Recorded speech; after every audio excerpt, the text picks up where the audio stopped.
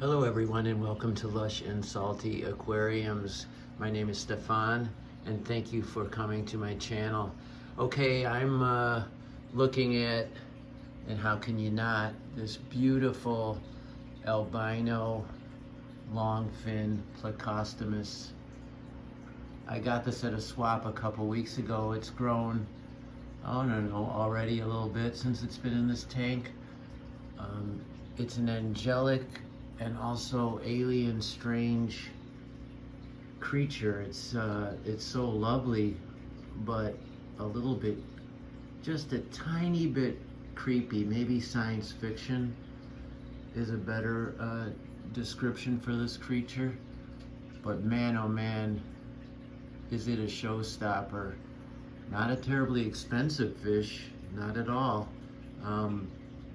But look at those fins. Now granted, these have been bred to be this way over time. I don't think they occur like this in the wild unless it's an aberrant happenstance. But over time, breeders have been able to cultivate the longfin variety, and really a lot of tropical fish, but in particular in plecos. And they generally cost more and are a tad bit rare, but nothing you can't find on any good website or at your LFS. They can be longfin in really all the ancestrous varieties of Pleco, certainly the red and the standard, and combinations of those, and then the lemon and albino, which I think this one is. I don't think this is the lemon longfin. I think it's an albino. But gosh almighty, what an angel. And it's an angel doing a hard job too, cleaning the glass the entire time, which just helps me keep this tank so pristine. I love showing off this aquarium because the plant life is so robust and diverse. This AR plant, Renicky. Anyway, that's why they call it AR. And these are two lone plants that were just as tiny as my thumb when I put them in here. I had a whole bunch at first, but over time,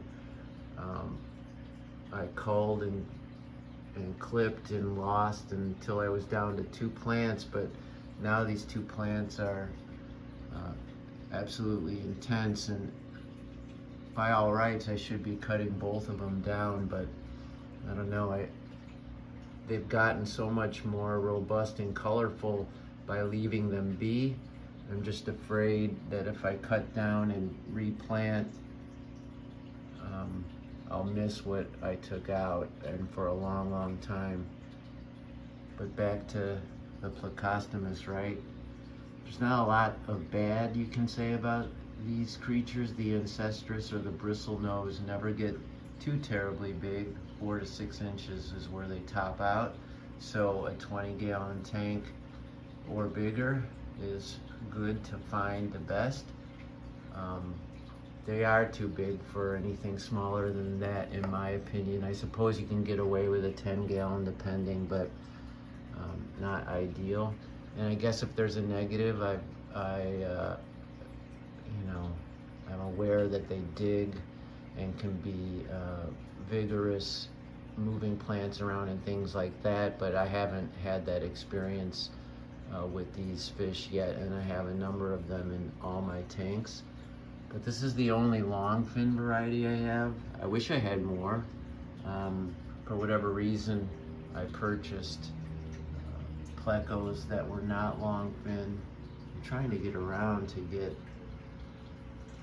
there we go. I'm actually meeting, there's his science fiction alien fabulous face. Hi friend. But I only have the one longfin, and I'm undoubtedly gonna get more. I have another Pleco in here, a small ordinary lemon pleco. I don't see him right now. It would be great to compare and contrast, but I don't have one.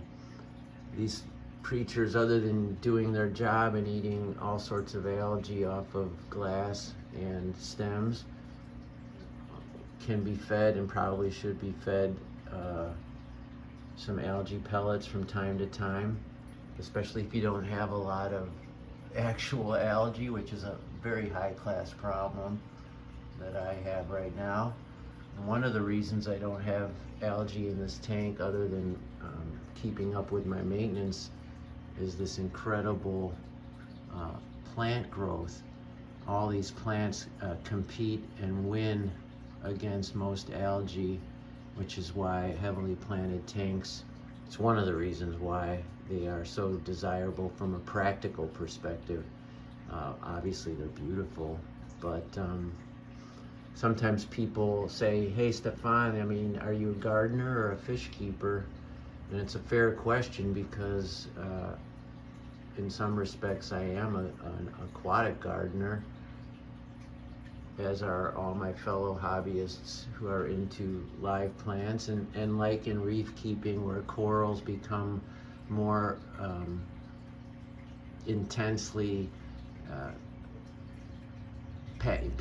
excuse me, I misspoke, but fish keepers become intensely passionate about their corals, just like in the freshwater hobby they become intensely passionate about their plants, and so the fish can become almost secondary. And especially when you have so many plants with so many colors and textures, that can seem to be the case. This is Blixa japonica. This is Sterigen repens. This is pearlweed. Then I have Ludwigia stems in the back. And then I forget the name of that fairly common stem plant back there. I already said I had the two AR plants here. Hygrophila pinnafatata, pinnifata there, all over really. That plant there, which has a stem-like growth, which you see there, which is gorgeous in its own right. Look at those fronds. And then if you cut and trim, you can get a bushy structure that wraps around your hardscape. And both are interesting and desirable. And in some respects, once it starts growing, you're going to get both. I have what's left of the dwarf hairgrass. It's actually doing pretty good, and it's just a tiny carpet right in the center of this tank, which I like, right?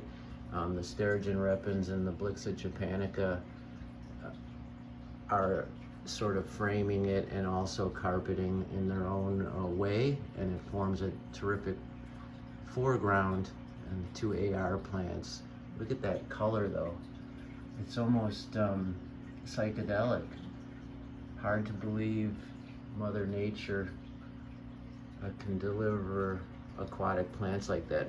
It's as colorful, if not more so, than any coral you could get. It is crimson.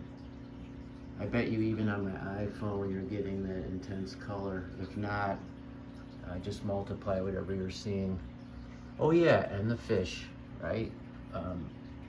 There are my school of lamb chop rasboras, the, in my opinion, sexier cousin to the harlequin rasbora.